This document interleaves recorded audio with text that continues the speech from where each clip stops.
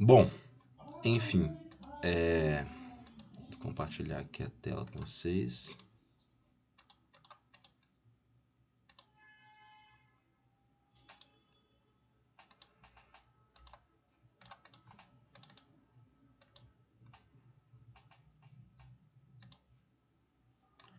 Vocês estão enxergando aí a apresentação?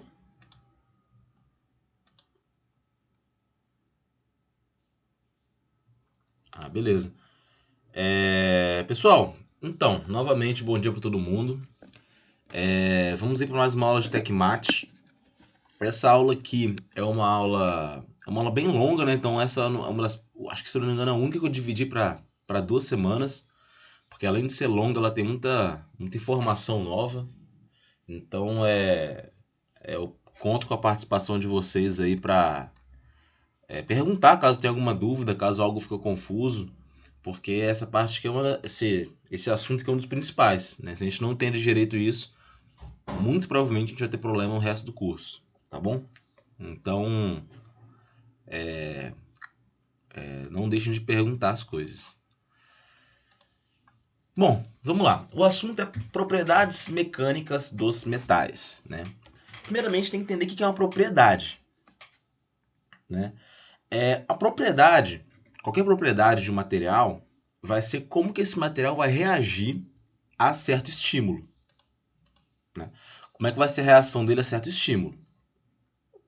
Por exemplo, propriedade mecânica é quando o meu estímulo ele é um esforço, uma força, né? Como que esse material vai se comportar quando submetido a uma força, né? A maneira com a qual ele se comporta vai me dar uma ideia das suas propriedades mecânicas, né? Da mesma maneira eu posso ter propriedades elétricas, né? Que é a maneira com a qual ele responde a um estímulo elétrico, ou propriedades ópticas, ou propriedades magnéticas. Enfim, temos diversas propriedades, né? Para a gente aqui, dentro de materiais, né, especialmente de metais, nosso foco fica muito para as propriedades mecânicas, que é como que esses materiais vão se comportar quando submetido à carga, né? Nós sabemos que essa limitação do material quanto à carga muitas vezes é algo importante, né? E que faz a gente decidir entre um material e outro, né? Na hora de projetar alguma máquina ou algum equipamento, nós temos que ter noção, né, do quanto que aquele componente vai estar submetido à carga, à força, tá bom? E, e, enfim, propriedade está relacionada a isso. Propriedade mecânica, então, é como que esse material ele vai responder a uma força, né?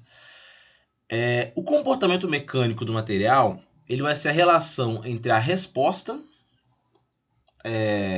do material a uma carga, né, como eu falei, né? Geralmente aqui, quando a gente fala de propriedades mecânicas, a resposta do material vai ser uma deformação, né? Ele vai se deformar. Então eu vou aplicar uma força, ele vai se deformar, beleza? Agora a maneira com a qual ele se deforma, e dependendo do nível de força que faz ele se deformar de maneira mais destacada, vai me dizer como que esse material se comporta mecanicamente, né? Bom, quando a gente fala de propriedade mecânica, nós temos alguns conceitos importantes, como resistência mecânica, dureza, dutilidade, tenacidade e rigidez, né? Nós temos aí essas cinco propriedades, né? Resistência mecânica é algo que quando a gente fala, é fácil a gente imaginar do que se trata, né? O quanto que ele suporta de força, a gente pode falar assim. E não está errado pensar dessa maneira, né? Resistência mecânica é um conceito muito abrangente, né? Vocês vão ver que durante essa aula aqui eu vou mostrar alguns parâmetros que servem para medir a resistência mecânica, né? Então a resistência mecânica pode se falar que é uma propriedade, né? Dureza é outra propriedade, né? Quão duro é o material, tá bom? A dureza ela pode ser definida de várias maneiras, né? Eu vou mostrar isso mais adiante na aula. Ductilidade, eu já até comentei nas aulas iniciais, né? Que é o contrário de fragilidade. Né? O material dúctil é aquele que ele se deforma muito antes de fraturar. O material frágil, ele praticamente não deforma antes de fraturar. Né? O frágil, posso ter como exemplo aí um vidro, né? Um vidro que, quando submetido a uma força, se a força for suficientemente grande, ele vai simplesmente fraturar. Né? Ele não vai se deformar muito antes. Tenacidade é uma medida do quanto de energia o material ele absorve durante a deformação. A gente vai ver mais profundamente sobre isso também. E a rigidez, né, que traz uma ideia do quão rígido é o material, né, de qual a capacidade dele de se deformar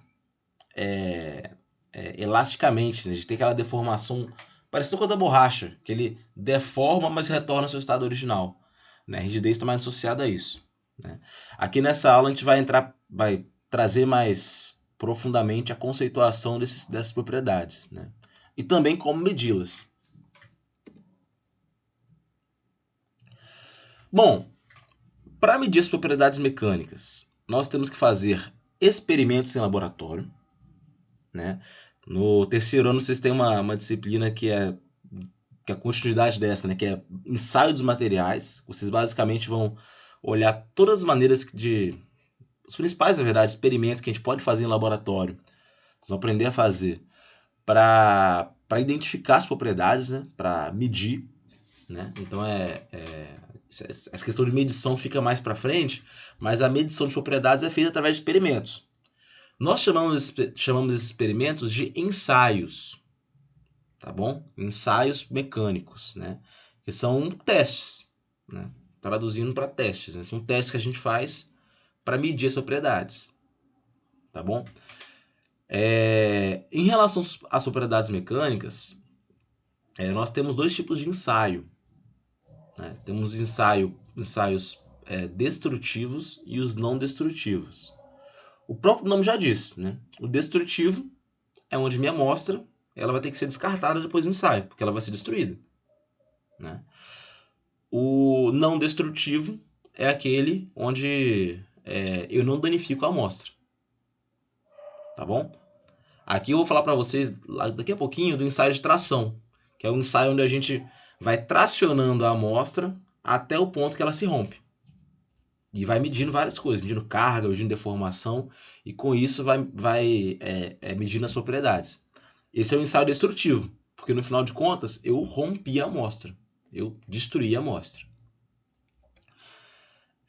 Por outro lado, a gente tem outros ensaios que são não destrutivos, né? Por exemplo, ultrassom. Né? Ultrassom é mesmo ultrassom que... Mesmo não, né? A gente tem particularidades. Mas o princípio é similar, né? Do ultrassom que a gente faz aí no médico, quando quer verificar uma fratura, ou a grávida querendo verificar como é que tá o bebê. É uma forma de teste onde a gente consegue ver o interior do material, mas sem danificar. Né? Então é um ensaio não destrutivo. Vocês vão ver isso lá no terceiro ano. Então, além de saber o conceito das propriedades, é importante que a gente saiba também como medi-las, tá bom? Aqui nessa aula eu já vou apresentar algumas formas de medir essas propriedades. Vamos lá. Eu falei com vocês que as propriedades mecânicas, elas pode ser definida como a maneira com a qual o material ele vai responder a um estímulo mecânico. O estímulo mecânico, que é uma força. Porém, eu tenho vários tipos de força que podem ser aplicadas. Né? Vários tipos de força. Né? Aqui, nós temos essa imagem que está mostrando vários tipos de força que podem ser aplicados. Né? Tração, que é essa força que a gente fala que é normal, né? Que ela é perpendicular à superfície. Né? Tração e compressão são dois esforços normais, que os esforços são perpendiculares à superfície. A tração ela é um esforço no sentido de tracionar, de certa forma, assim, mais grosseiramente falando, de esticar a amostra. né? Essa é a tração. E a compressão é no sentido de comprimir a amostra, né? Como o próprio nome já diz, né? A força ela é para dentro da superfície, na tração é para fora. Beleza? Tração e compressão são dois tipos de esforços que podem ser feitos no material, né? As vigas de um prédio, por exemplo, elas estão sob compressão, né? Porque elas têm que suportar o peso de tudo que está acima, né? Então elas têm que ser bem resistentes à compressão.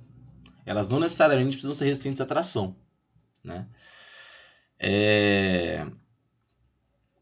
Mas também temos várias situações, né? Inclusive a mais comum até para a mecânica, situações onde a tração é mais importante, né? Onde a gente tem que analisar a resistência à tração. Tá? Então nós temos que nos familiarizar com esses termos, tração e compressão. Porém, não são apenas esses tipos de esforços, né? Nós também temos outros tipos. Por exemplo, temos aqui o esforço de cisalhamento, né? O cisalhamento ele é um esforço que, ao contrário do esforço normal, ele é um esforço paralelo à superfície. Ele é paralelo à superfície, tá bom? Então ele pode acontecer aqui, pode danificar a superfície. Esse é o esforço de cisalhamento. Temos esforço de flexão, né? Você pode observar que a flexão é quando eu tenho dois apoios e uma carga bem no meio, no sentido de flexionar o material, né? É um esforço de flexão, né? E também temos esforço de torção, onde eu vou submeter o material a uma torção, né? Ele vai torcer, né? Acho que torcer a gente consegue visualizar de maneira bem clara do que se trata, né? Então, gente, como vocês podem ver, nós temos vários tipos diferentes de esforços, né? E cada tipo de esforço tem um ensaio associado, um teste associado. Então, se a gente faz um teste do material sendo tracionado, eu falo que eu fiz um ensaio de tração.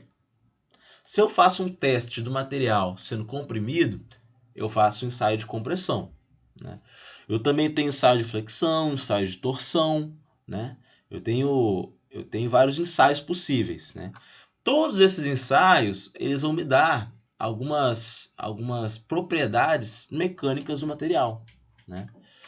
Eu vou saber como é que ele responde à tração, como é que ele responde à torção, à flexão, à compressão, né?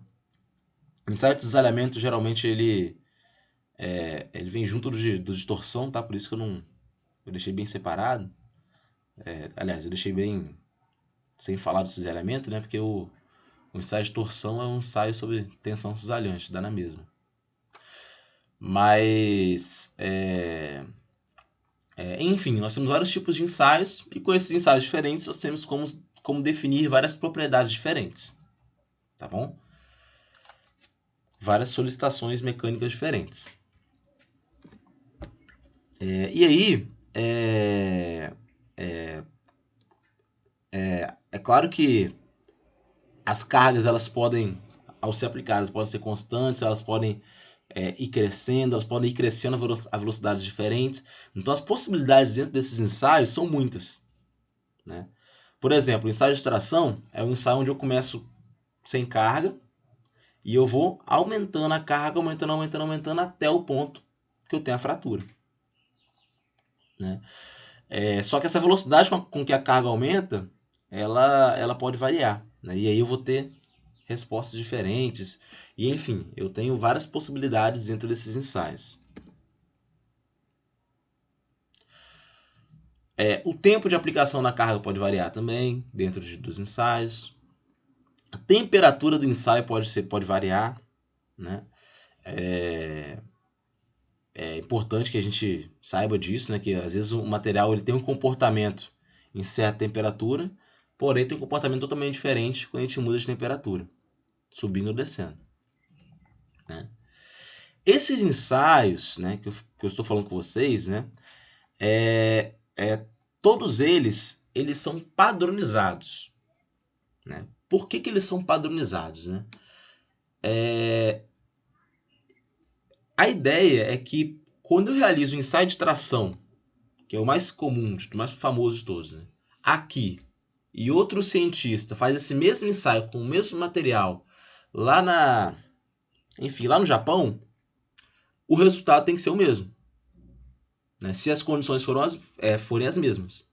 Então, essas normas que são geradas, esses padrões, né, são gerados para que foram criados, né, para que se tenha uma maneira certa de se fazer, né, uma receita praticamente, né, podemos falar, que é uma metodologia para fazer esses ensaios, tá bom? Quem define isso é a ASTM, que é a American Society of Testing and Materials, que é a Sociedade Americana de ensaios e materiais, né? Eles definem algumas normas que a gente tem que seguir na hora de realizar esses ensaios, tá bom? Então a gente não pode simplesmente pegar e fazer do jeito que a gente imagina, a gente tem que seguir uma norma certinho, né? Seguir as boas práticas, recomendações de ensaio, né? Tudo bem padronizado. E quando eu falo bem padronizado, é tudo mesmo, né? Desde do método do ensaio, o tamanho, o formato do corpo de prova, da amostra, né, que vai ser ensaiada. Tudo isso é bem padronizado, né? Bom, como eu já falei com vocês, aliás, antes de continuar, até aqui, gente, alguma pergunta, alguma dúvida? Não? Bom, o ensaio mais conhecido e mais usado em engenharia, o mais famoso, né, podemos dizer assim, é o ensaio de tração, né? Por que esse ensaio é o mais usado, né? Ele é o mais usado porque, através desse ensaio, a gente consegue saber extrair, né, muitas informações sobre o material. Eu consigo mensurar várias propriedades mecânicas com esse ensaio, né? Então eu consigo ter uma noção da rigidez, da resistência mecânica, da dutilidade, da tenacidade. Se der uma forçadazinha, eu consigo até ter uma noção da dureza dele. Então é um ensaio que ele é muito completo. E além de ser muito completo, ele é muito simples de fazer. Então ele é o método mais tranquilo para a gente determinar as propriedades mecânicas dos materiais. Tá bom? Esse é um ensaio de tração, né? Como que esse ensaio é feito, né? Eu tenho uma amostra que ela vai ser deformada, né? Ela vai ser tracionada até a fratura, até que ela sofra a fratura, né? Ela vai ser deformada por uma carga de tração que vai ser aumentada gradativamente, né? E que vai ser aplicada ao longo do eixo principal, do eixo maior do corpo de prova. Então a ideia é tracionar o material com a carga que vai aumentando até que ele frature de vez. Tá bom? Aqui eu tenho um vídeo mostrando o que é esse ensaio, né? Eu vou até tirar o som aqui, para eu poder falar enquanto está rolando. O ensaio de tração. Perceba, estou dando uma pausa aqui no vídeo, né?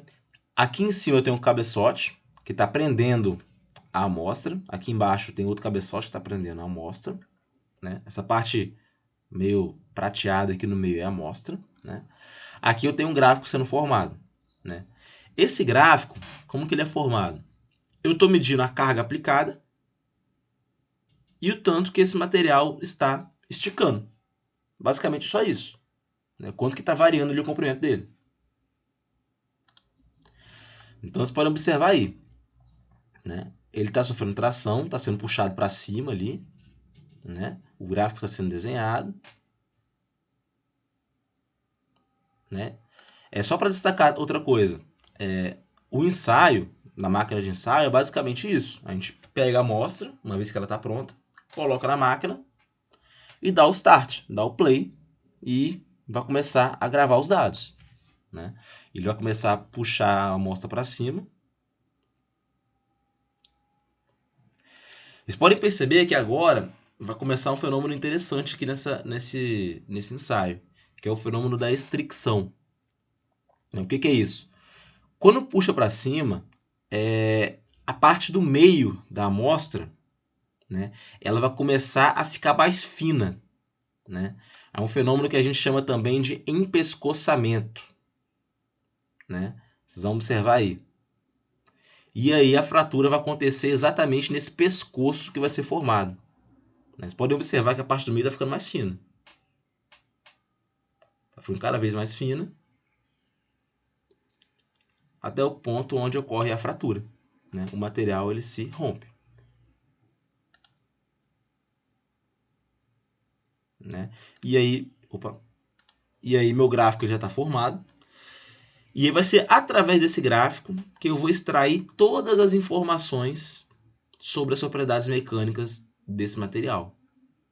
Então, vocês podem ver que o vídeo tem 40 segundos e o ensaio realmente é isso mesmo. É um ensaio que não demora 5 minutos. Ele é bem simples de fazer. A parte difícil dele é a gente pegar a manha de como interpretar esse gráfico, né? Que é o que eu quero mostrar para vocês hoje aqui. Né? Como interpretar esse gráfico. Tá bom?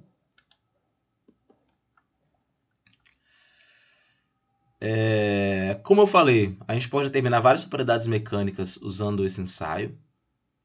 É um ensaio destrutivo, né? A amostra ela vai se fraturar, né? Ela vai ser deformada permanentemente.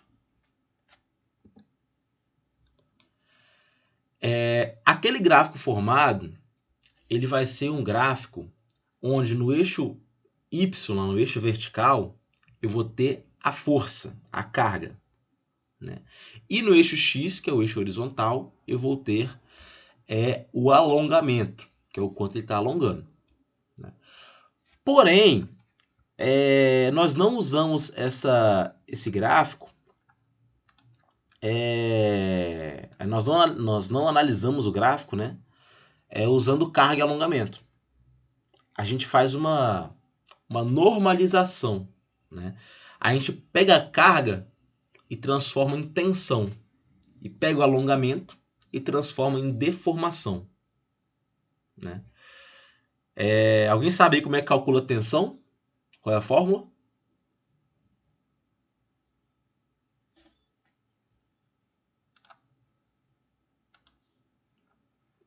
Alguém? Não?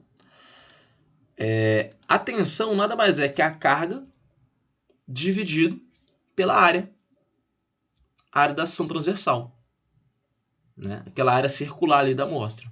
Né? Então a tensão é isso. E a deformação vai ser a porcentagem. Né? Qual é a porcentagem, quanto que alongou em relação ao comprimento inicial? Então se ele tinha, por exemplo, 100 milímetros de comprimento inicial e alongou 2 milímetros, quer dizer que teve 2% de alongamento. Né? É o quanto que ele alonga em relação ao comprimento inicial. Então, no nosso gráfico, nós não analisamos carga e alongamento. A gente mede isso. Né? Eu tenho uma célula de carga que mede a carga e eu tenho um extensômetro que mede o alongamento. Tudo isso já está dentro da máquina de ensaio de tração. E com isso, a própria máquina, né, o próprio computador, vai me dar um gráfico de tensão de engenharia e deformação de engenharia. A tensão é a força sobre a área e a deformação vai ser o quanto que alongou em relação ao comprimento inicial. Beleza? Por isso que esse ensaio de extração, muitas vezes, a gente fala dele como que o ensaio de extração ele gera a curva tensão-deformação. Né? Tensão-deformação é a curva que a gente vai ver, onde no eixo Y eu tenho a tensão e no eixo X eu tenho a deformação. Beleza? Isso é conhecido como tensão de engenharia e deformação de engenharia. Essa mudança de carga e alongamento para tensão e deformação, ela é feita para minimizar alguns fatores geométricos associados à amostra. Tá bom? Aqui temos a máquina de ensaio de tração. Né? A gente tem uma no IF de Aracruz. né? Assim que for possível, a gente pode ir em laboratório e fazer alguns ensaios. Vocês vão ver que é algo bem rápido de se fazer, né? Como eu falei, o mais difícil aí é interpretar o gráfico, né? Mas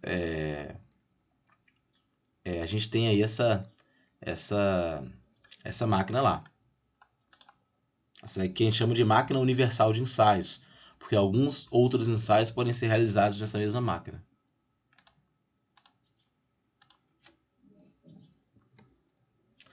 Aqui nós temos o corpo de prova. Para o ensaio de tração, esses corpos de prova eles têm que seguir a norma. Então, eles todos têm esse formato onde a parte do meio tem um diâmetro menor que a parte das pontas. Tá? Dependendo do ensaio, dependendo não do ensaio, né, do material que a gente está ensaiando, né, da norma que a gente vai seguir. Eu posso ter corpo de prova de seção circular, eu posso ter corpo de prova de seção retangular, né? E enfim, aqui está o desenho do corpo de prova. Tá? Isso aqui é mais para mostrar que ele tem um padrão para se seguir. Pode ter ficado a impressão, quando eu falei de norma, que a gente tem só uma norma para o ensaio de tração. Só que não, nós temos várias normas diferentes, tá bom? Dentro do ensaio de tração, tanto que a gente tem vários corpos de prova diferentes que podem ser usados. Só que, se eu tenho o material A, que está no corpo de prova de seção circular, e outro pesquisador, ele tem mesmo material A, só que está com corpo de prova de seção retangular, o resultado do ensaio vai ser diferente. Né? Então a gente tem que, se for comparar resultado, tem que comparar resultado que tenha seção igual, que o ensaio seja feito de maneira igual. Né? Não tem como comparar resultado de ensaio que é feito de maneira diferente. Beleza? Aqui nós temos nosso querido gráfico de tensão-deformação. Né? Novamente, no eixo Y eu tenho a tensão, no eixo X eu tenho a deformação. Né? A tensão, que vocês sabem, né, é a força sobre a área inicial, tá? E a deformação vai ser a variação de comprimento em relação ao comprimento inicial. Né? Ou seja, vai ser uma porcentagem. Se eu multiplicar por 100 aqui, vira uma porcentagem. Beleza? Então é a área inicial e o comprimento inicial que a gente está usando aqui para calcular a tensão e a deformação. Né? O meu resultado vai ser esse aqui. Né? Vai ser uma curva parecida com essa. Né?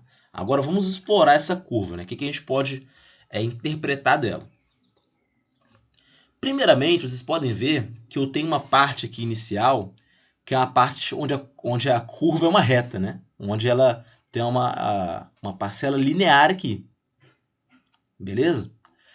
Esse ponto onde a curva tensão-deformação é linear é o que eu chamo de essa parcela aqui da curva, né? Eu falo que é o regime elástico ou campo elástico. Né? Daí para frente eu vou ter o regime plástico ou campo plástico. Alguém aí sabe a diferença do regime elástico para o regime plástico?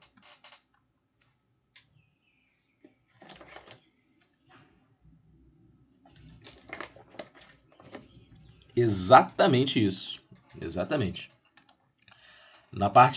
A grande diferença dos dois, do regime elástico e do plástico, é que no regime elástico, se eu deformar o material, ele vai, se eu aplicar a tensão, ele vai deformar. Mas se eu tirar a tensão, ele volta para o seu estado original. Então a gente fala que no regime elástico, a deformação ela é reversível. Ele retorna. Né? Então, o próprio nome elástico faz a gente pensar nisso, né? Que a gente deforma e volta para o seu estado original. Tá? Esse é o campo elástico. Né? Se a gente olhar do ponto de vista de ligação atômica, é como se eu esticasse a ligação, como se a ligação fosse uma mola, e quando eu tirasse a força, ela voltasse ao estado original. Beleza? Então o regime elástico é isso. Né? como o Arthur falou aí, é algo que é uma deformação reversível, né? Apliquei a carga, deformou. Tirei a carga, voltou ao seu estado original. É o regime elástico de deformação. A parcela linear da curva.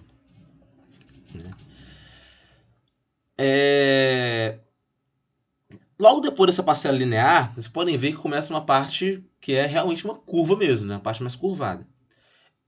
Dessa parte até o final da curva é o que a gente chama de regime plástico. No regime plástico, a deformação é permanente, né? Ela não é mais reversível, ela vai ser permanente. Beleza? Então é uma deformação que ela vai ser permanente no material.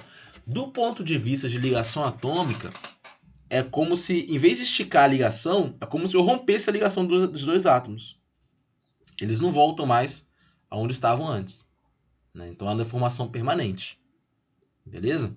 Então, quando eu estou com uma barra de ferro, uma barra de aço, e eu, no auge da minha força, né, eu vou e amasso aquela barra, deixo ela bem torta, eu gerei uma deformação permanente. Porque ela não vai voltar ao seu estado original naturalmente, né?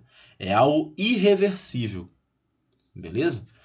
Então a gente tem o regime elástico, que é reversível, né? E o regime plástico, que é irreversível, né? Nós temos essas duas parcelas aqui. Vale ressaltar o seguinte, esse formato de curva aqui, ele é muito característico dos metais, tá bom? Quando a gente fala de outras classes de materiais, vai ser bem diferente. Porque, vamos lá, polímeros, pegando uma borracha, por exemplo, qualquer, a parte elástica dela vai ser muito maior, o regime elástico vai ser muito maior. Por quê? Porque ela tem aquela capacidade de se esticar e voltar ao seu estado original mais facilmente. Tá bom? Então, para polímero, por exemplo, vai ser bem diferente. Para cerâmico, né, a gente sabe que o material cerâmico é frágil. Então, a deformação plástica dele vai ser pequena, né? O material frágil é aquele que deforma pouco plasticamente, né? Pouco ou quase nada. Então, a curva vai ter essa parte linear aqui e logo depois ela vai acabar, né? Porque onde acaba o regime elástico é basicamente onde acaba o regime plástico. O regime plástico praticamente não existe.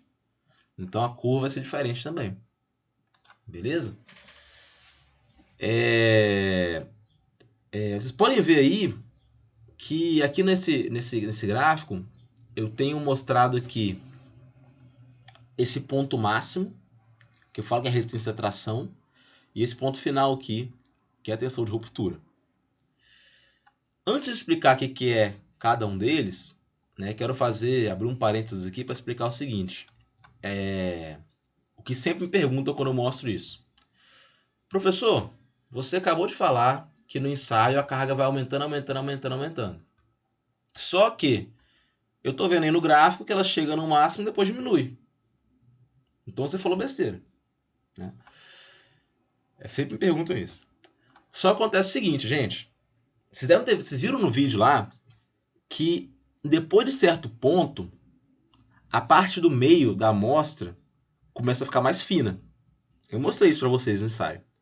Que é a estricção, que também é conhecido como empescoçamento, né? Ou seja, na amostra, na realidade, o que está acontecendo ali é que a área da seção transversal ela vai ficar mais fina, vai diminuir, né? Porém, quando eu calculo a tensão aqui, eu estou sempre usando a área inicial. Ou seja, quando eu calculo dessa maneira, a tensão e a deformação de engenharia, eu estou ignorando que vai ter uma mudança de área e uma mudança de comprimento em relação ao inicial, né? Principalmente mudança de área, né? Que é o foco principal. Por isso que aqui no gráfico, né, o gráfico real mesmo, a tensão vai subir, vai continuar subindo. Só que no gráfico aqui de engenharia ela vai descer, tá bom? Isso acontece porque a gente usa a área inicial, não a área instantânea. Por que a gente faz isso? É uma convenção, né? É convencional de fazer dessa maneira. né? A tensão e deformação de engenharia tem um uso muito mais difundido do que a tensão e deformação real. Até porque medir a área instantânea, medir a área real, é muito mais complicado. O estado de tração já não seria mais tão simples como é. Beleza? Então esse é um ponto que a gente tem que destacar, que a gente usa a área inicial, né, nessa curva tensão e deformação de engenharia. Bom, agora em relação a esses valores aqui, né, de tensão de ruptura e resistência à tração. Vamos lá. Eu tenho três valores de tensão, que são muito importantes aí pra gente. Né? Eu vou até fazer um desenho aqui para deixar bem claro para vocês. Tracejadinho aqui. Um outro. Oi, pode falar. Tô sim. Aqui, eu gravo com um programa daqui no computador, aí não aparece para vocês.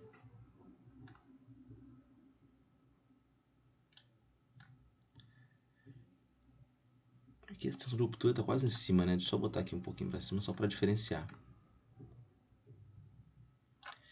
Enfim, né? Vamos lá. Aqui eu tenho três valores de tensão que são importantes nesse gráfico, nessa curva. O primeiro deles, né, é esse valor aqui que está associado ao fim do regime elástico. Fim do regime elástico.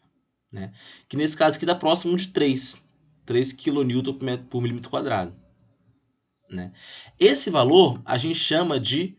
Até desenhar aqui. Deixa eu ver se eu consigo. A gente chama de tensão de escoamento. Né? Opa, tá de branco. Tensão de escoamento. Né? O que é essa tensão de escoamento? Né? É o valor de tensão que me mostra exatamente onde acaba o regime elástico e onde começa o regime plástico. Né?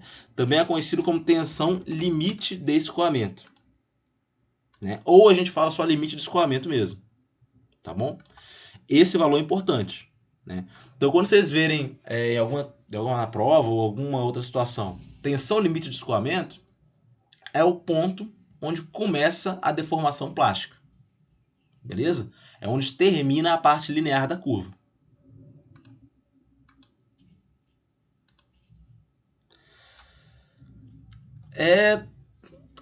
Cara, é por conta da... É um linguajar usado para tentar descrever o que acontece na microestrutura, né? Quando começa a deformação plástica. Mas a gente fala que começa o escoamento aqui, na verdade. Mas é só um linguajar mesmo, não tem uma razão assim específica para isso, né? Do próprio linguajar de materiais a gente fala que quando começa a deformação permanente, começa o escoamento do material. Beleza? Por isso que é o limite do escoamento. Né? Aqui começa o escoamento. Tranquilo?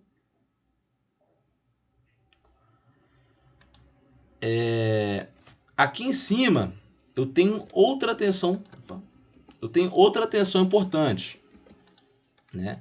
Que vai ser... Aqui está resistência à tração, mas vou colocar aqui de um jeito mais correto. Né?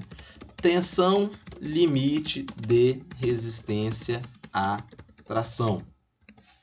Né? Essa tensão limite de resistência à tração vai ser o valor máximo da curva. O ponto máximo da curva. Beleza? Vai ser a tensão limite de resistência à tração. E aqui no final, onde acaba a curva, eu tenho minha tensão de ruptura. Né? Então, quando a gente fala sobre... quando a gente fala sobre a curva tensão-deformação, nós temos esses três valores de tensão que são importantes. Tá? O que é a tensão limite de escoamento? É onde começa a deformação plástica. Beleza. O que é a tensão limite de resistência à tração? É o ponto máximo da curva. Né? É nesse ponto, a partir desse ponto máximo, que vai começar a estricção, o empescoçamento, tá bom? Então ele é um parâmetro que limita isso, beleza? É a tensão no limite de resistência e tração. Muitas vezes vem com simplesmente o símbolo LRT, né? Tensão limite de resistência e tração. Né? E aqui no final da curva tem a tensão de ruptura, que é onde de fato o material vai romper, vai fraturar de vez e vai acabar o ensaio. Beleza? Então nós temos esses três valores aí de tensão. Né? Por que esses valores são importantes? Né? Eu falei para vocês que a resistência mecânica, a gente fala que é uma propriedade do material, só que é muito vago falar resistência mecânica. Né? Engloba várias coisas ao mesmo tempo.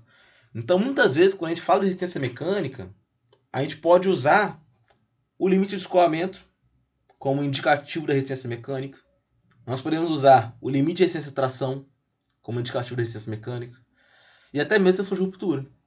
Né? Então, esses três parâmetros aqui podem ser usados para descrever a resistência mecânica de um material.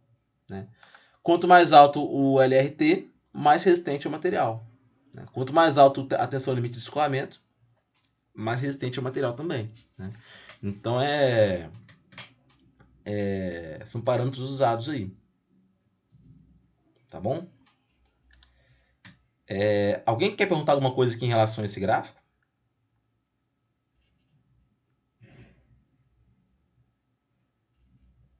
Não?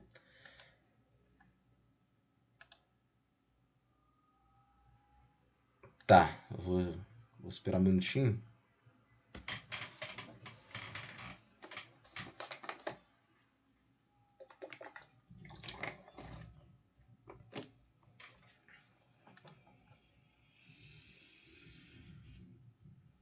Opa, pode falar, Pedro.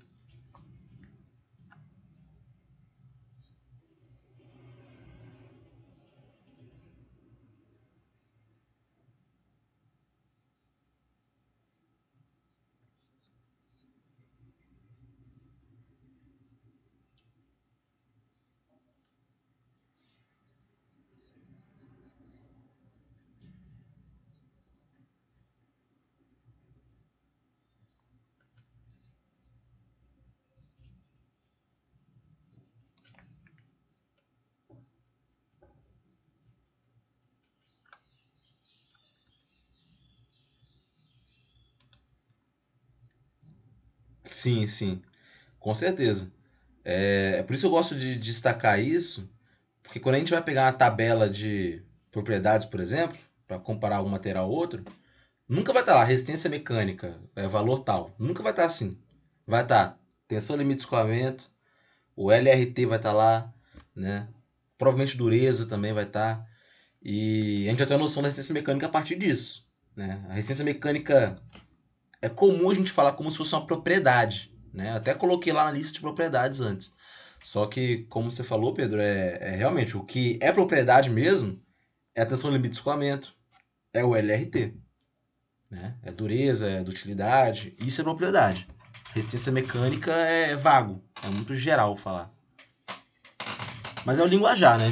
A gente acaba falando, por exemplo, o aço tem resistência mecânica melhor que o alumínio. A gente acaba falando isso, mas o que a gente quer dizer é que tem um LRT maior, que tem um limite de escoamento maior, né? Que suporta mais carga, no geral. A gente quer dizer isso. Beleza?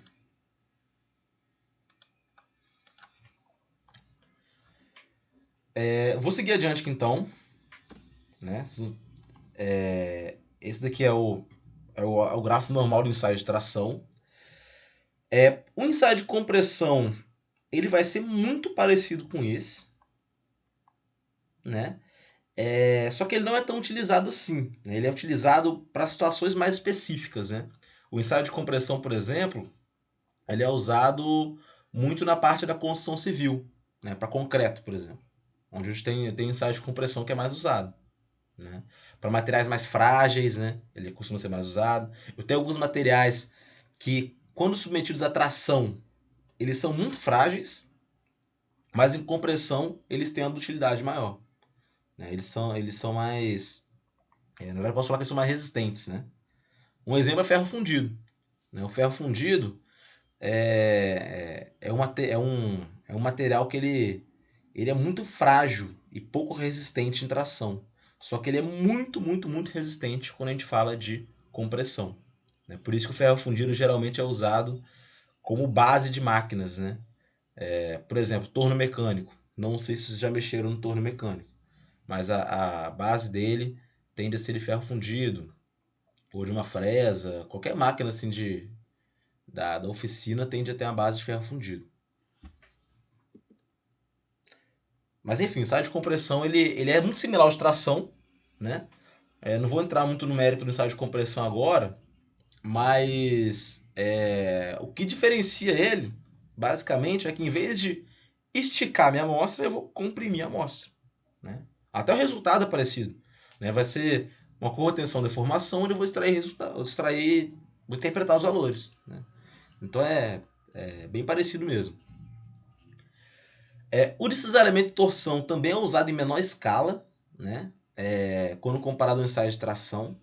Né? O ensaio de torção ele tende a ser mais usado para analisar componentes, né, ou máquinas rotativas. Né? Ele é mais usado nesse sentido, né, onde a torção vai ser um problema. Né? Mas o ensaio ele também não tem muito mistério. Eu vou pegar uma amostra, vou prender uma ponta, vou prender outra ponta, e na segunda ponta eu vou fazer um giro, de maneira a fazer uma torção mesmo. E à medida que vai sofrendo a torção, eu vou fazendo medição de tensão e deformação. Né? Aqui eu tenho uma imagem só para mostrar para vocês, né? Um vídeo na verdade, do ensaio de compressão. Né? Isso aqui é uma amostra de concreto. Né? Para esse ensaio eu tenho que ter certeza que as faces estão paralelas e niveladas, né? Bem niveladas.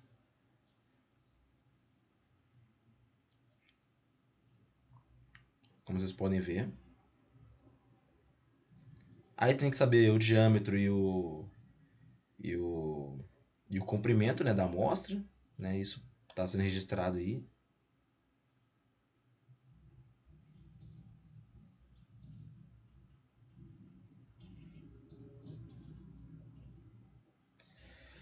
É interessante usar esse tipo de calço aí na amostra, né? Para distribuir bem a carga, né? A carga de compressão.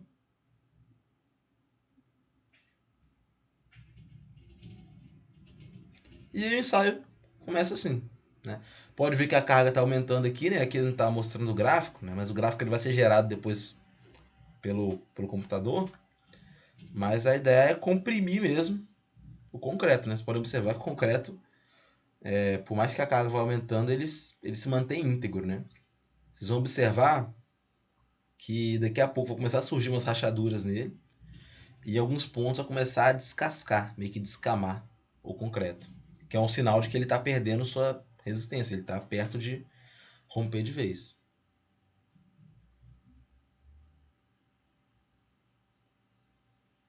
Né? Todo o material antes de ele romper ele vai dar alguns sinais, né? Lá no ensaio de tração o sinal que ele dá é ficar mais fino no meio. Aqui vocês podem ver que começou ter uma rachadura aqui no meio, começou a cair do outro lado, caiu, descascou aqui atrás, enfim. Aí tem como calcular, fazer os cálculos, né? Da tensão gerada. E é isso, o ensaio de compressão é esse. Né? Então, muitas vezes, quando se o engenheiro civil ele vai verificar alguma estrutura de um prédio, por exemplo, né? E vê que as vigas estão bem rachadas, bem trincadas, que parte da viga as vigas estão meio que caindo nos pedaços, né? Já sabe que está perto de acontecer uma falha, né? Então tem que ser tomada alguma providência quanto a isso. Uma coisa que é bem interessante, que a gente tem que ter em mente aqui nesse curso, né, nosso, é que a coisa mais indesejada do mundo é que uma máquina falhe sem dar nenhum sinal. Ela tem que me dar um sinal que ela vai falhar. Né? Que ela está perto de falhar. Seja uma máquina, uma estrutura, um equipamento, enfim. Se ele está perto de falhar, eu quero um sinal disso, né? Se ele vai aquecer muito, se ele vai começar a vibrar muito, né?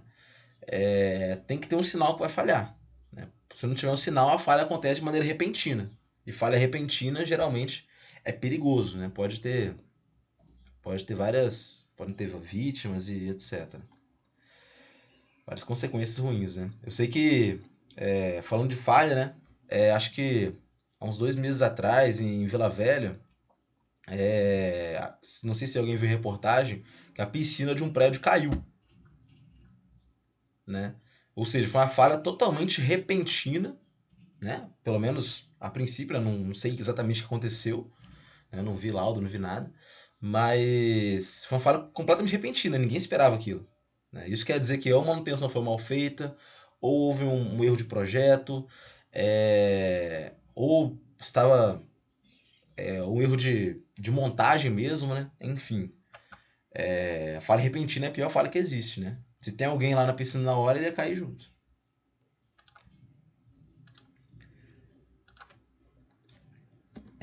Aqui eu tenho um ensaio de torção, só para mostrar para vocês, né, do que se trata. Né? Tá minha amostra, bem parecida com a amostra de tração. Como vocês podem ver, uma parte está parada, a outra está girando. Né? E a amostra está sendo torcida aqui nesse ensaio. Né? Esse ensaio tem a particularidade de ele poder ser feito. Não precisa nem fazer amostra em algumas situações. Né? Eu posso fazer o ensaio até mesmo com, com o componente, com a peça inteira. Né? Tem essa particularidade. Vou acelerar aqui um pouquinho. Por uns 30 segundos aqui de ensaio. Né? Ele está deformando, está deformando. Se não me engano, é a barra de aço isso. Até que chega o ponto onde vai sofrer a ruptura.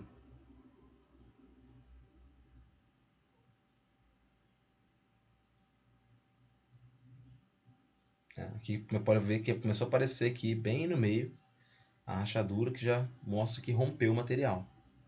Né? Sofreu a ruptura. Então, um ensaio de torção também é um ensaio destrutivo. Né? Aí tem que se analisar exatamente. Novamente, aqui não está mostrado, mas é medir a tensão, né? No caso aqui a tensão vai ser uma tensão de cisalhamento, né? E vai ser medir a deformação também. O ângulo de torção, enfim, aparecem outras variáveis aí.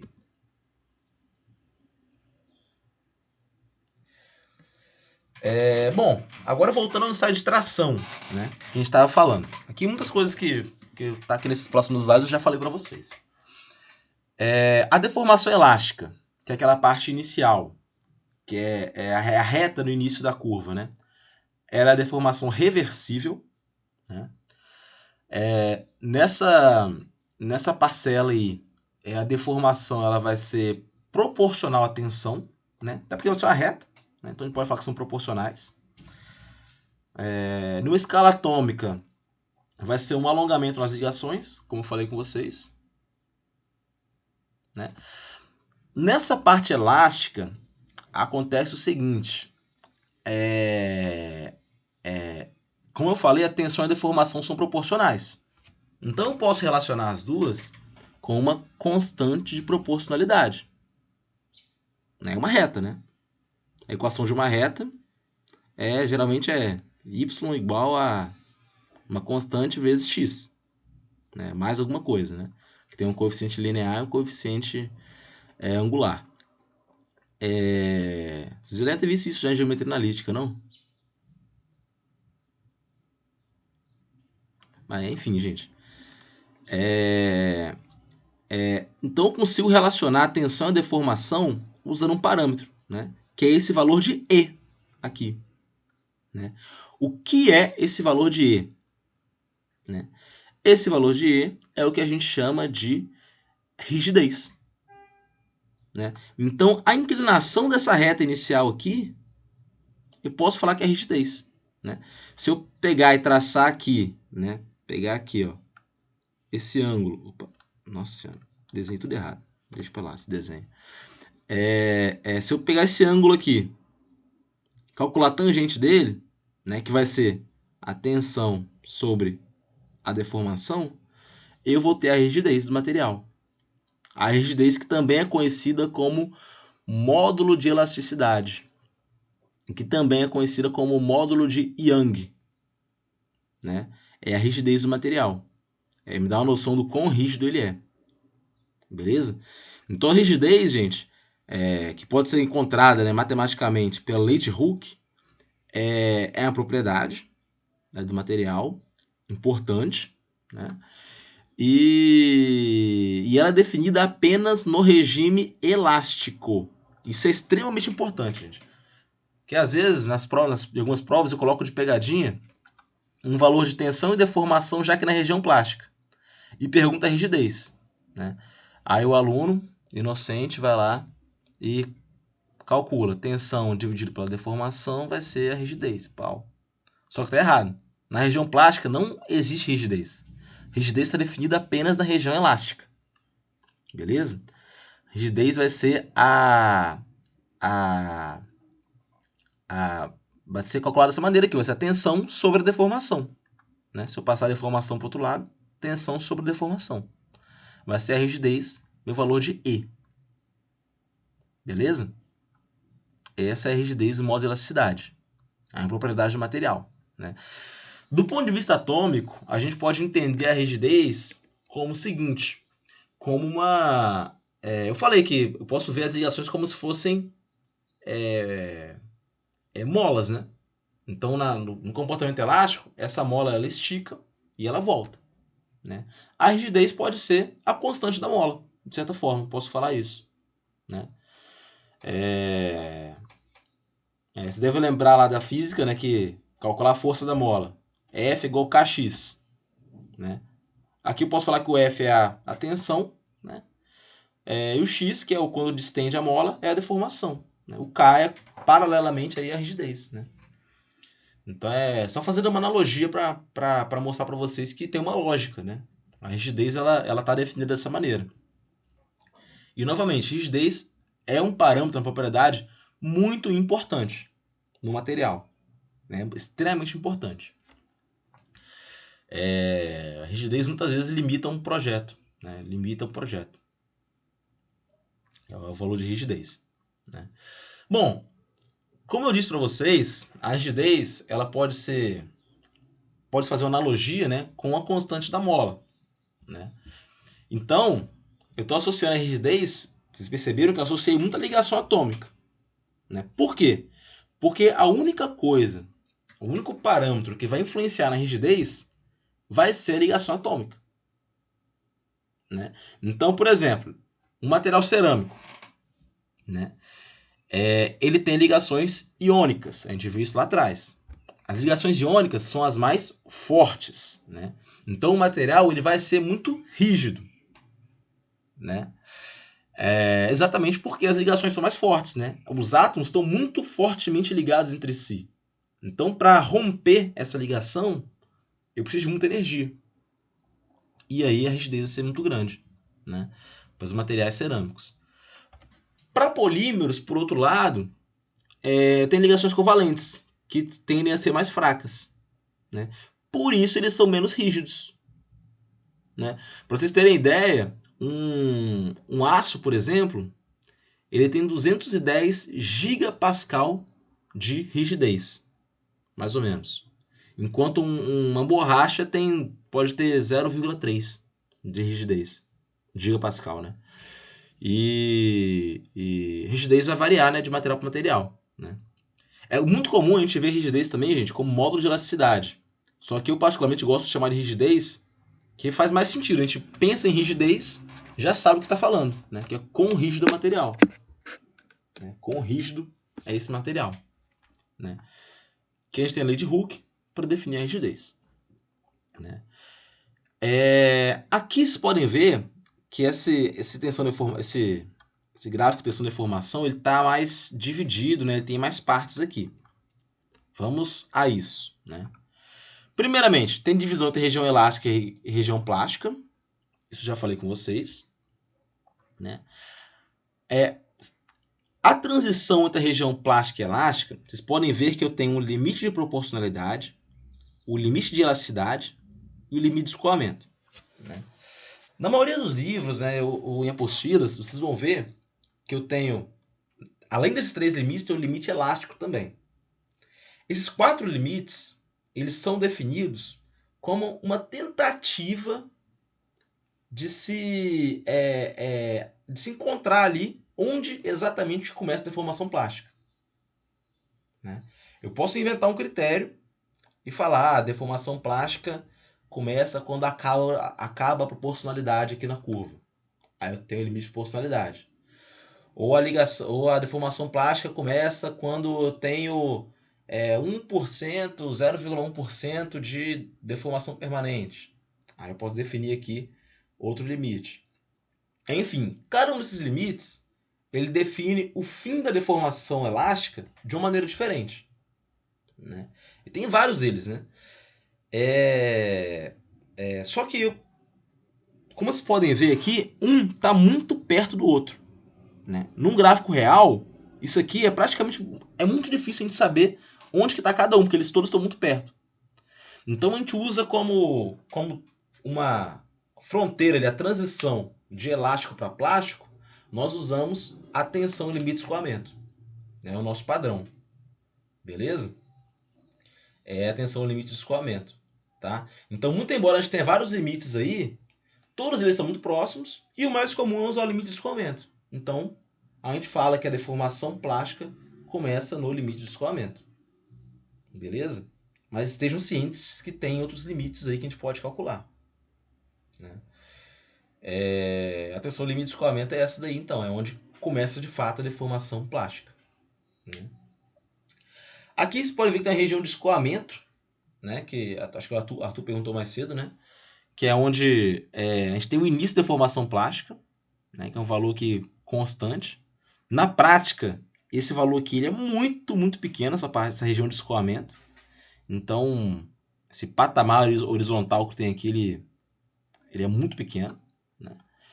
E logo depois começa a deformação plástica de fato. Né? Essa questão de endurecimento por deformação é uma região aqui do campo plástico onde o material vai ficando mais resistente à medida que a gente vai deformando ele.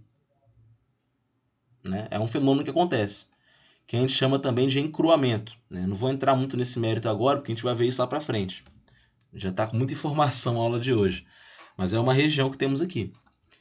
E aqui, depois do LRT, nós temos a estricção, que é a parte onde ocorre o empescoçamento. Né? O empescoçamento começa aqui depois do ponto máximo. Aqui, vocês podem ver que depois do escoamento, tem uma outra curva aqui que vem pegando, subindo mais rápido e vem sempre aumentando até a tensão de ruptura. Essa aqui é a curva real, né, que eu falei com vocês. Né? É uma curva que considera a área instantânea do corpo de prova, não a área inicial. Né? Essa aqui é a curva real. Beleza? E, enfim, nós temos todas essas definições aí em relação à curva tensão-deformação. Até aqui alguma dúvida, gente?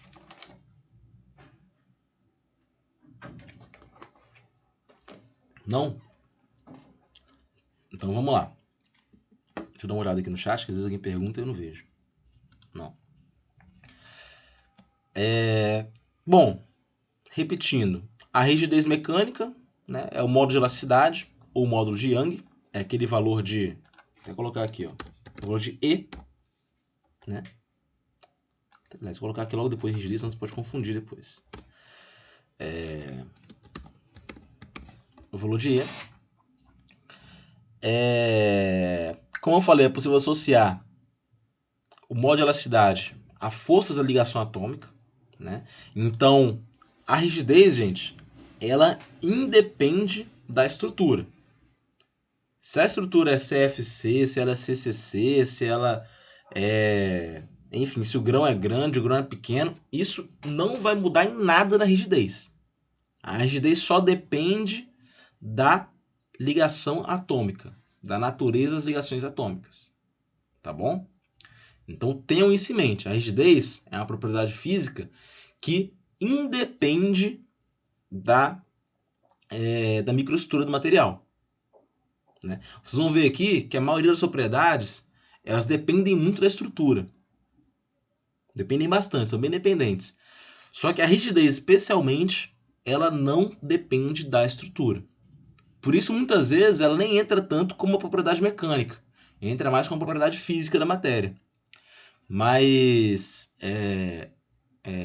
tenha em mente isso. A rigidez ela independe da microestrutura. Ela depende apenas da natureza da ligação atômica. Né? Uma pergunta que eu sempre coloco em algumas provas aí é falar bem assim, um pesquisador inventou um método que, mudando a microestrutura, ele consegue mudar a rigidez. Você diria que esse método é possível? Não, porque a rigidez ela não depende da microestrutura. Eu posso mudar a microestrutura o tanto quanto eu quiser, só que a rigidez vai permanecer a mesma. Beleza? O que interfere na rigidez, além da ligação atômica, é a temperatura que a gente está analisando. Se eu faço um ensaio de tração na temperatura alta ou temperatura baixa, a rigidez vai mudar. Né? Mas isso é por conta da própria temperatura. Né? O aumento de temperatura vai ter uma agitação molecular maior e aí a rigidez tende a diminuir. Mas no geral, assim que voltar à temperatura normal, a rigidez volta ao seu valor normal. Aqui é o que eu falei com vocês, dos vários limites que a gente tem. Né? Tem o limite de escoamento verdadeiro, que é baseado em medidas de microdeformação da ordem de 10 a menos 6, se relaciona com a movimentação de poucas discordâncias, é a maneira de se medir. O limite de proporcionalidade é a tensão mais alta, no qual a tensão e a deformação são diretamente proporcionais. Eu tenho o limite elástico, que nem estava naquele gráfico anterior, que é a maior tensão que o material pode suportar sem qualquer deformação plástica mensurável, depois que a carga é removida. E o limite de escoamento, né, que é a tensão necessária para produzir uma quantidade específica de deformação permanente.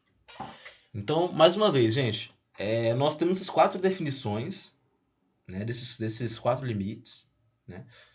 Todas as definições têm o mesmo objetivo, que é definir onde acaba a deformação elástica e onde começa a deformação plástica. Né? Só que pra gente, na prática, todos esses pontos são muito próximos uns dos outros e a gente aproxima sempre pela tensão limite de escoamento. Né? Como que essa tensão pode ser calculada, a tensão limite de escoamento? Né? Eu tenho um método para calcular ela. Né? No que eu mostrei para vocês, no ensaio de tração, eu vou ter simplesmente o gráfico.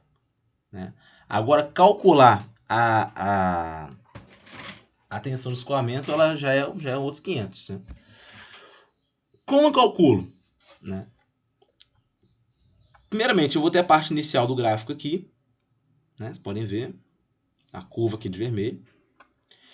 O que eu vou fazer? Eu vou pegar aqui um ponto 0,02 distante da origem, 0,02 distante da origem, que é equivalente a uma deformação de 0,2%, né?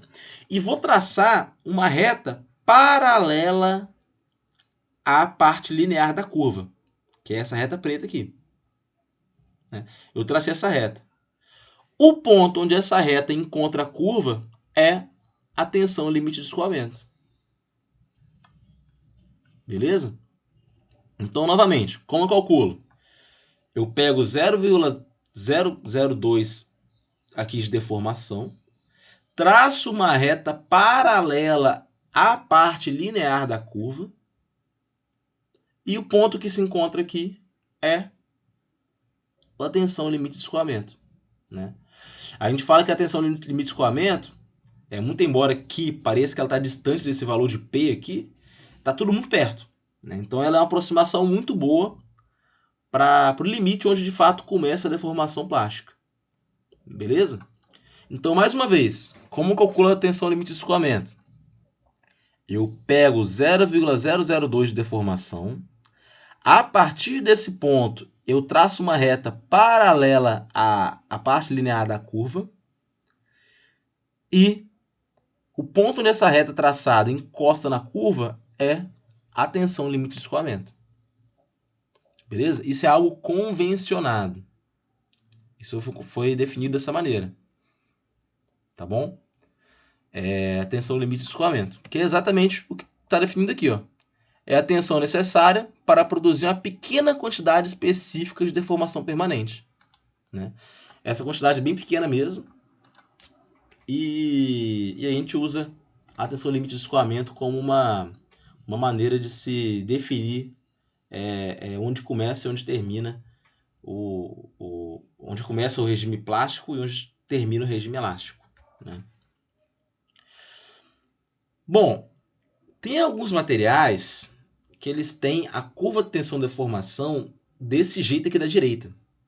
Que eles sobem a reta até um ponto alto, depois desce, fica oscilando em torno de um ponto, de um valor específico, aí depois sobe de novo e segue adiante na deformação plástica. Alguns materiais apresentam esse fenômeno, que a gente chama de transição elastoplástica abrupta, ou fenômeno do limite de escoamento. Nesse caso aqui, esse método da reta paralela não funciona mais.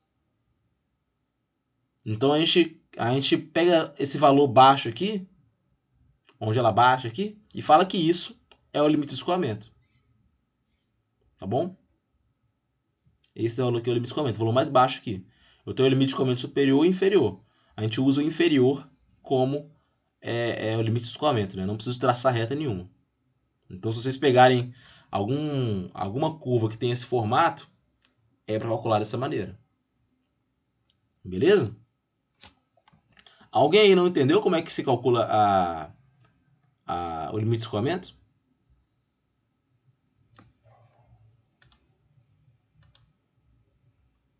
Não? Bom, então vamos seguir o jogo. Essas aqui são duas curvas possíveis. Outro ponto importante, gente, é que toda vez que vocês pegarem um gráfico em inglês, o limite de escoamento vai estar como um sigma y, né? Porque o escoamento em inglês é chamado de... Vou até escrever aqui. Deixa eu escrever aqui embaixo. Né?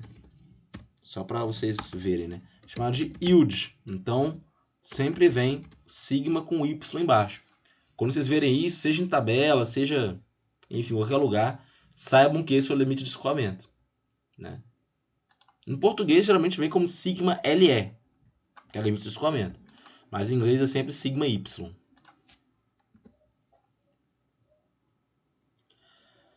Bom, como eu falei com vocês, esse comportamento tensão-deformação que está mostrado aqui nesse gráfico, né, que é o padrão dos metais, né, ele é mais característico de metais mesmo. Né? Para polímeros, acontece que eu tenho um comportamento que ele é um pouco diferente. Né? Nos metais, a gente fala que o metal está de acordo com a teoria da elasticidade. Então, tudo aquilo que está mostrado ali está de acordo com uma teoria da elasticidade, que é uma teoria desenvolvida, com algumas aproximações, obviamente, para se descrever a microestrutura, as propriedades, a relação entre esses conceitos. Para polímero, tem uma particularidade, né? Que no polímero, além de ver tensão e deformação, eu tenho que me preocupar com o tempo. Porque a deformação vai depender do tempo. Né? O que acontece? No metal, quando eu aplico uma carga,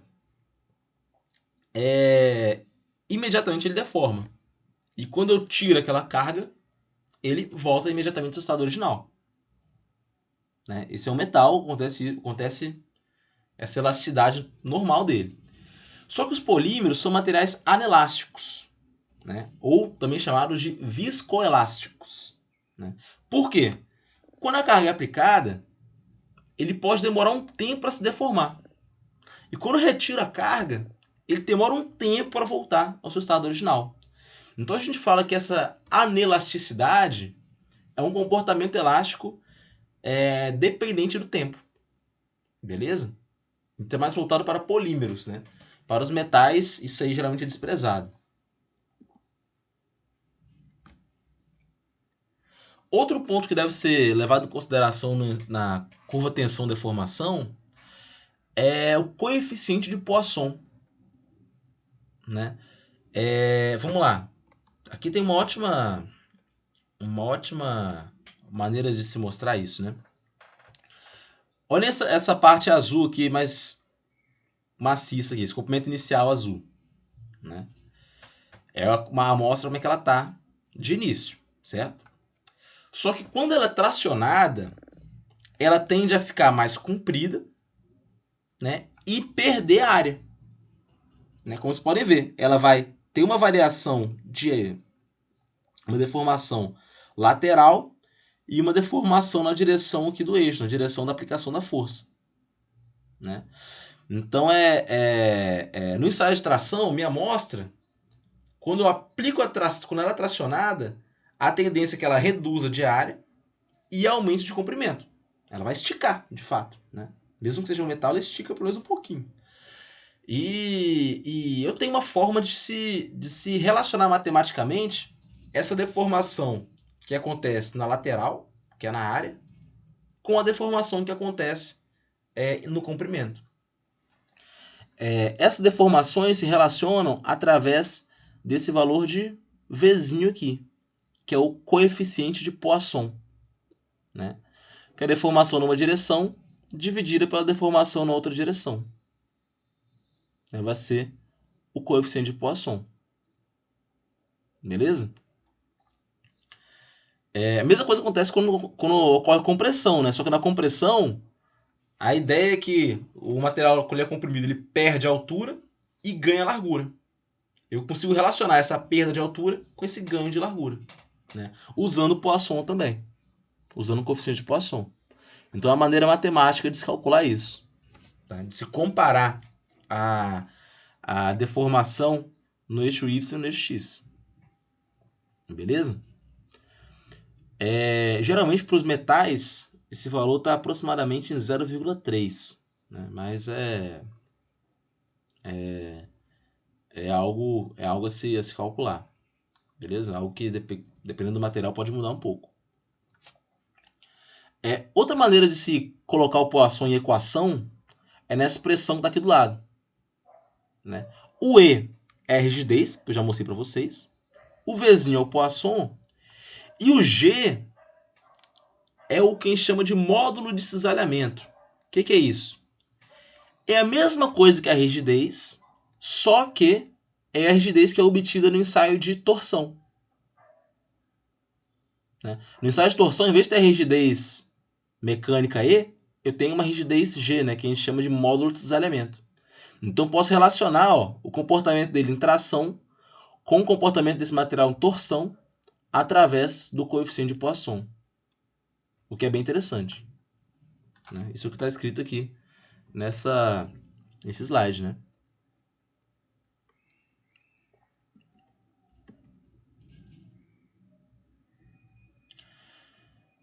Como eu já falei, a deformação plástica é irreversível, permanente. Né? A tensão não vai ser mais proporcional à deformação. Vai ser associada a uma quebra de ligações. Né? Então, isso já foi falado. O limite de extração, eu já descrevi o que é. Né? Que é onde começa o empescoçamento. É o ponto máximo da curva de tensão-deformação. Né? Como eu falei, o limite de extração ele pode ser usado com a medida da resistência mecânica, muito embora o limite de escoamento seja mais adequado para isso. Aqui tá um gráfico um pouco mais real. Vocês podem ver que para o metal, a parte linear é muito pequena. É bem pequena mesmo. Né? E aí logo depois começa a parte plástica. Né? Eu subo até esse ponto M, que é o LRT, e depois tem a fratura. Né? Lembrando que é nesse ponto máximo aqui que começa a estricção, começa o pescoçamento.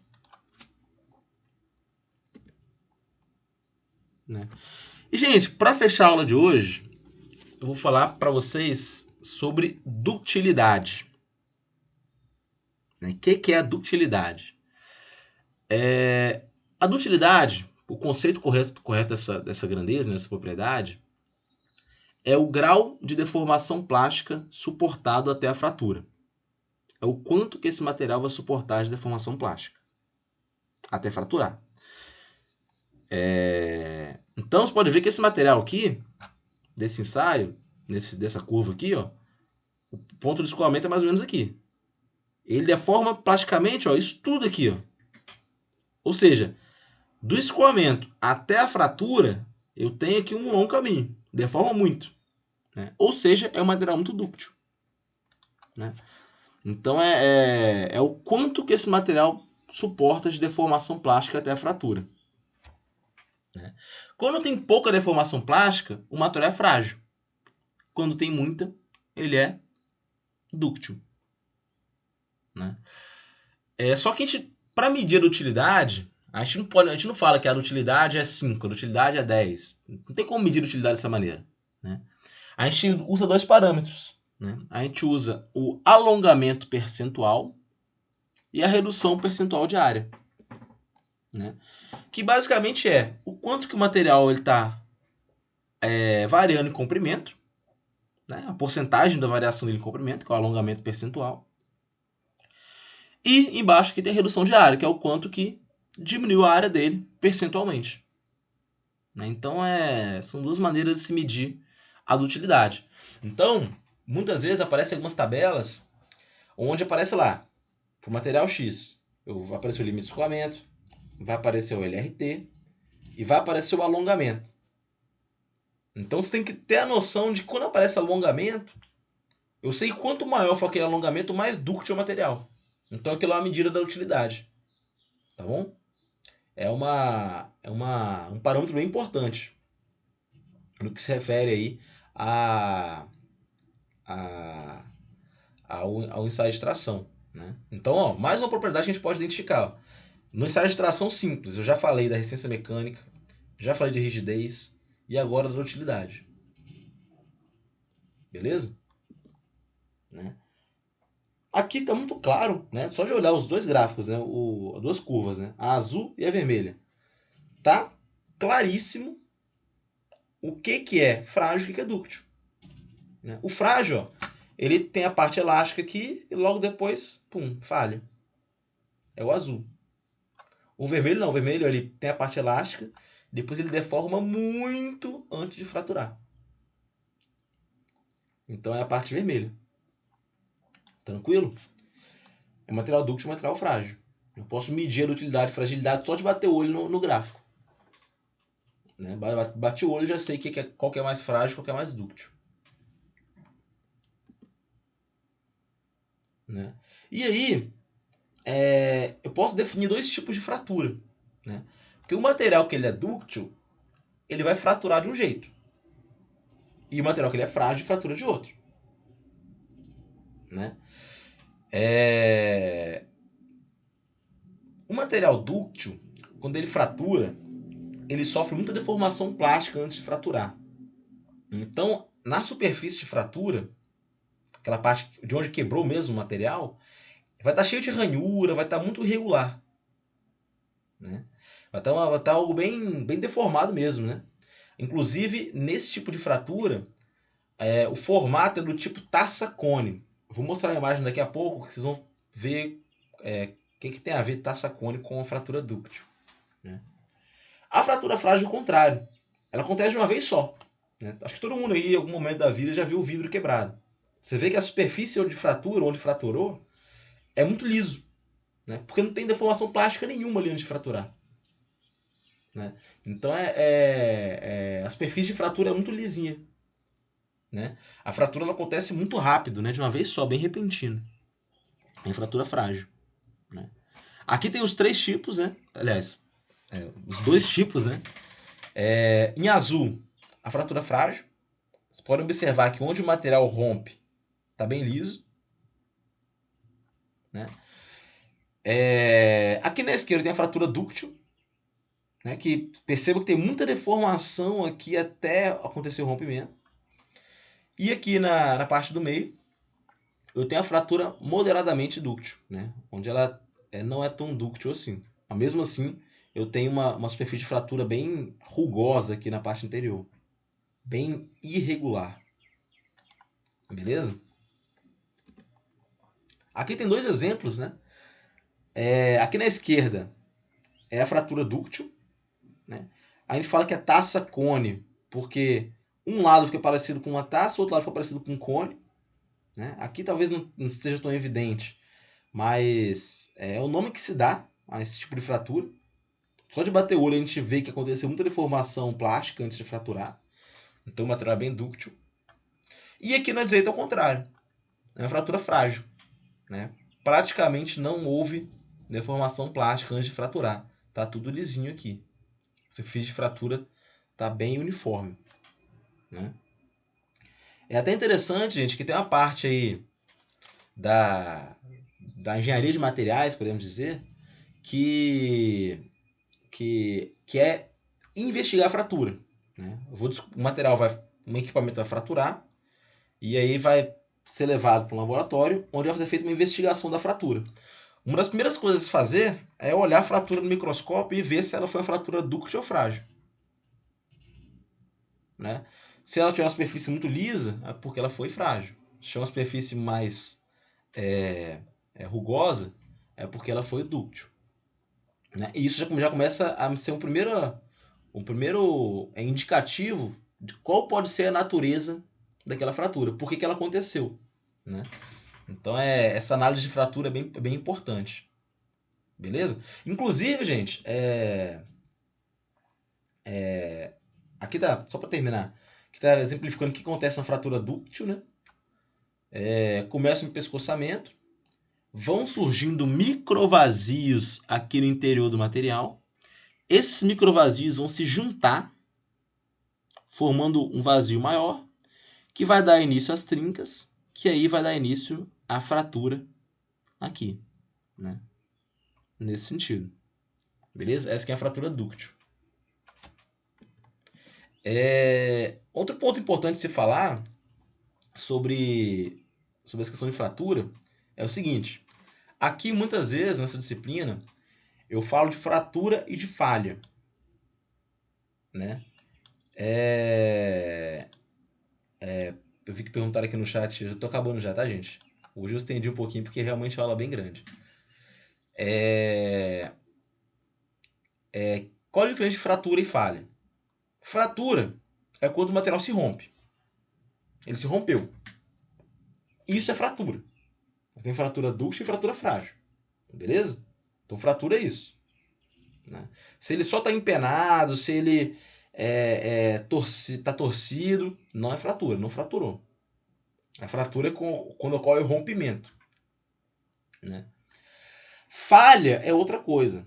Falha é quando algum componente, ou algum componente mecânico, uma máquina, um equipamento, etc., aconteceu alguma coisa com ele que ele não está conseguindo cumprir a sua função de maneira adequada. Né? Então é um componente que não consegue cumprir sua função de maneira adequada. Né? Ou seja, ele falhou. Né? Então para acontecer uma falha, não necessariamente é preciso de uma fratura. Né? A falha pode acontecer por N motivos. Né? Agora, quando acontece uma fratura, necessariamente vai haver uma falha. Beleza? A falha é só quando não consegue cumprir a função de maneira adequada. Né? Vocês devem ter visto lá em Elementos de Máquina sobre rolamentos. Né? Se o rolamento está aquecendo demais, é um sinal de que ele não está cumprindo sua função de maneira adequada, então ele já falhou. Né? Só que não necessariamente aconteceu a fratura ainda. Né? Então é um exemplo de fazer essa distinção. É legal fazer essa diferença de um e outro, porque muitas vezes a gente fica preso. Né? A gente fica preso nesses conceitos e confundindo uma coisa com a outra. Né? Até eu mesmo na aula, às vezes é para usar falha, eu acabo falando fratura, acaba escapulindo. Mas é legal a gente saber a diferença. né? Que falha é quando o componente não consegue cumprir a função. E fratura é quando acontece o rompimento desse material. Beleza? Então, gente, alguma dúvida aí?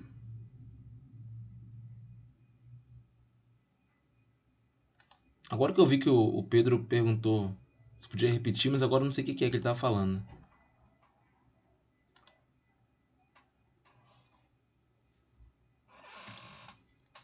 Alguém quer perguntar alguma coisa? Eu vi que alguém abriu o microfone aí.